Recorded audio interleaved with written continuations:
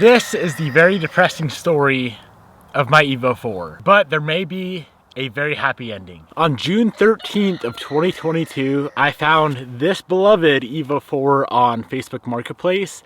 The car was up in Canada. I immediately got the seller's phone number, hopped on a call with the seller. I was told the car wouldn't start, the car wouldn't run. From what I remember, the seller didn't know why. Basically, it's not running right now. You probably seen from the ad. Yep.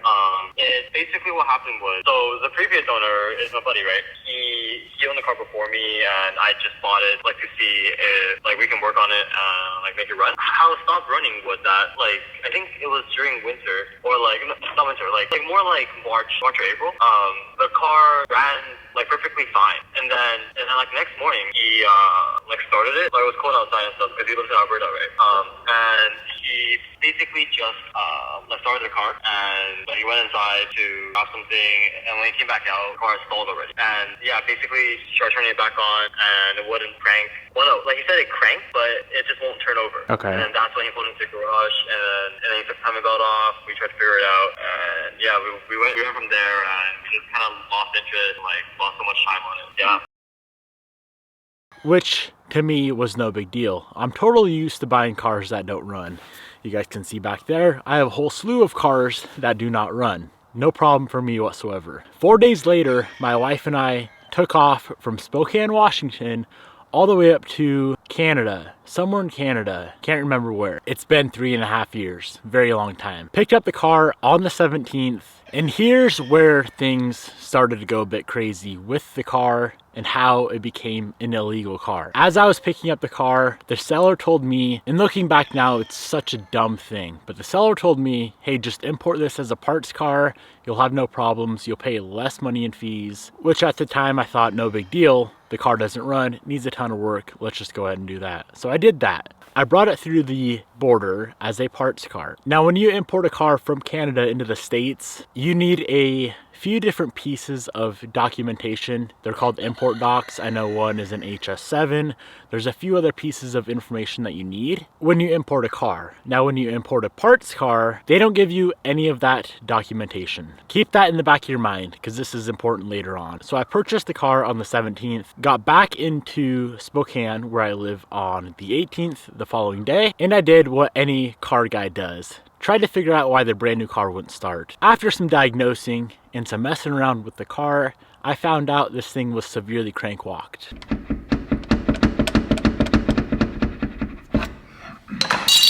Well guys, it looks like it is time to build a motor. This thing is, for lack of a better word, now I found out later on, the seller, the person that I bought the car from, definitely knew that it was crank walked and did not disclose that information to me. The reason I know this is because the person that sold the car to the person I bought it from told them all about the information. It was actually a trade deal. So the guy I got the car from definitely knew it was crank walked. Again, does it suck? Yeah. Is it the biggest deal in the world? No. Now let's move on to the biggest deal in the world with this car. How it became an impossible car to register here in the United States of America. So the papers that I needed when I imported the car, I didn't get. I imported the car as a parts car, totally my fault. After talking to the border multiple times, they agreed to let me bring the car back up to Canada, make a U-turn, come back through the border, and import the car as a regular car, not a parts car. They were fine with that.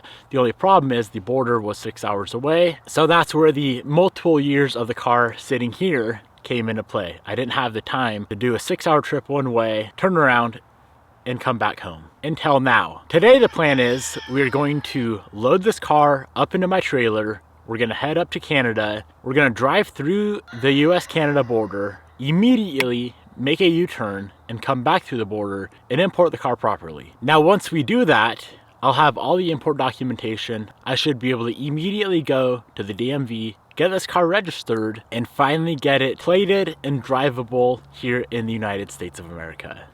What's up, little buddy?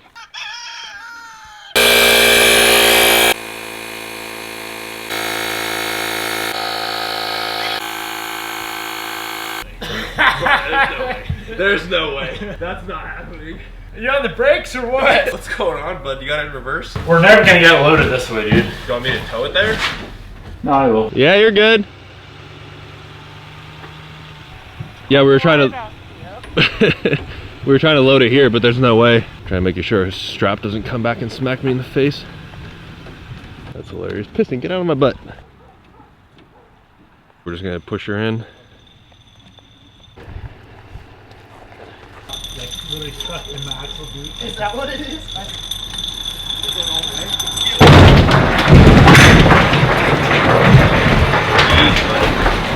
Good. She did perfect. Perfect. Getting pretty good at that steering tractor cars in the trailer. I mean, it's like it's gonna go fine, right? When you go through, there's not gonna be any issues. We'll see. It should be fine. Finally got it loaded. Wish me luck that we can actually get this thing registered. There's a possibility, a small possibility, we're gonna make this 12-hour drive for literally nothing at all. Well, boys, the good old Duramax blew up. Now I'm playing. I did something dumb. Gas light came on, or the fuel light came on. Thought I could make it to Moses Lake, a city like 10 miles that way. Turns out you can't. Towing a trailer, I'm getting like 9 miles a gallon. So I ran out of fuel. Now I'm waiting for roadside assistance to come, give me some fuel, and we'll be on our merry way. Took about an hour and a $200 fee, but we are back on the road. Quick little pit stop for the boy here. Is that good water? Here in about 1 hour, we are gonna be at the border to see if we can get this thing registered. Hello. Hey, how are you? Good. Are you traveling with anybody else? Yeah, my wife. Perfect. And can you lower your back window? Any pets on board? Yes, one doggy. Do you know your plate number? I don't. Do you have the registration? Yes. Where's home? Spokane. Importing a car. You're bringing a car into Canada? Re-importing it. It's a car I bought in Canada a few years back, and I went to go register it, and I didn't get the right import documents. So they told me to come back through the border, turn around, and go back through the border just to get a document to register. So that was how many years ago? 3 years ago. So it hasn't been, you haven't been able to like do the proper documents for that long? No, until I literally bring it back and redo it. What car is this? It's a Mitsubishi 1996. So you have to come, and what kind of documents do you need? They just call them import documents. Import documents? So importing into the US? Yes. Okay. And do you know where you have to get that done? I don't. She said, I talked to her on the phone yesterday. She said, go through the border, literally do a U-turn, come back through. Okay. So. And then, so how long have you guys been on the road? 5.5 hours. 5.5 hours. How long have you guys been in Spokane? How many years? Yeah. Moved there when I was 4 from Seattle. Oh, okay. So it's just because you said no guns for both of you. There's no guns now. And Bobby, Yeah, no guns. what else do you have in the trailer? It's just the car. 12 hours of driving for this one piece of paper. Look at that. We got her. Cost me $10. Is that our baby? We had a lock piston back here in this freaking crate. Baby? Come on. Let's Who's go. a good boy? Who's it? So before I head all the way back to Spokane, I'm here at the auto licensing place. It's the next day. I'm gonna go try and register the Evo 4.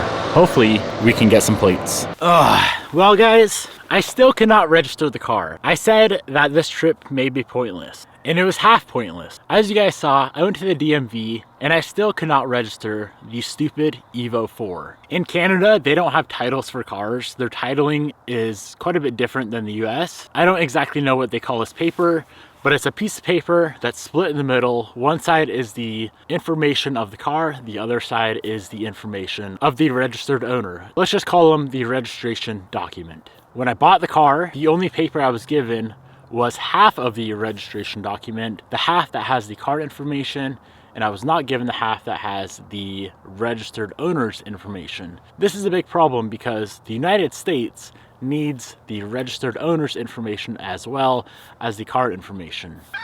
Sam, shut up. Here is where things are extremely, extremely sticky. The person that I bought the car from never registered the car in Canada into his name, but the person that still has the car registered in their name reached out to me a few years back on Instagram when I first bought the car.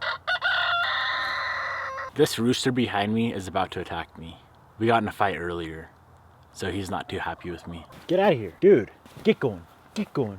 The only way the US will allow me to register this car is if I get that full registration document, the full registration sheet. This is where things get really, really crazy. I didn't think this was ever gonna happen. This was Canada's DMV's idea. As a last ditch effort, as a last resort to get this car registered. I called Canada. Bro, these chickens are annoying. I called the Canadian DMV, and they suggested the following, which I think is crazy. The registered owner, Keegan, the man that reached out to me on Instagram, not the person who I bought the car from, but the person who still technically legally owns the car in Canada, is going to go re-register the car, reinsure the car in Canada. He will then be provided the registration documentation for the car. He can mail that to me, and then technically, legally, I can go register the car here in the States. Now, when she told me that, I was like, great, that's a good idea, but I don't want to bring the car all the way back up to Canada for him to bring the car into the DMV to get it registered. Thankfully, she was super cool. She's like, we don't need the car. All we need is Keegan to come in, re-register the car, reinsure the car, pay the few $100, and we'll give him the registration documentation. Dealing with Canada was all out of the way. That was all sorted out. Now we just had to have Keegan be willing to go ahead and do that. Thankfully, Keegan, if you're watching this, thank you for being willing to do this. Without Keegan's help on this situation, the car would have been a parts car for life. It would have sat right here in my field and rotted away for life. Keegan went in, re-regged the car, reinsured the car, got the documentation, and just today, just this morning, I have received a letter in the mail, the most important document I've ever received, from Keegan in Lethbridge, Alberta, Canada. Let's open it up. And this right here should be the ticket to registering finally after 3+ years, to finally registering. Hey, Sam, clamp it. To finally registering my 1996 Evo 4.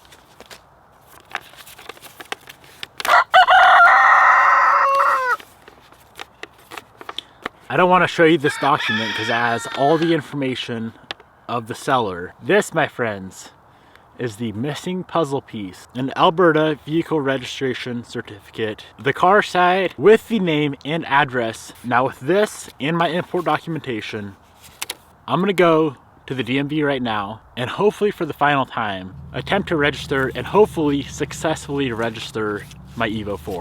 Let's go. The amount of times I've been to this place right here for the Evo 4 is ridiculous. I have a good feeling this is the last time.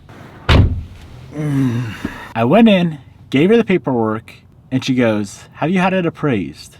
I'm like, great, here we go again. Obviously I have not. Car doesn't run, it'd be a pain to get it to a dealer to have it appraised. A few minutes later, we walk out with plates and the registration document. The car is officially registered, titled, plated in the United States of Great America. It was quite a bit more money than I wanted to spend. I thought it was going to be $200 or $300. It was a lot, but hey, it's done, and I'm excited. I'm going home right now and slapping these plates on the car. All right, y'all ready for this? Finally, man, after so many years of waiting, we have a license plate for the Evo 4. If you ever import a car, number one, make sure you get the full registration, the full title from Canada. Number two, make sure that you import it properly through the border. Don't try to import it as a parts car to save 10 cents. Just do it right. And you will have a registered and ready to drive car. Now this thing just needs a full restoration.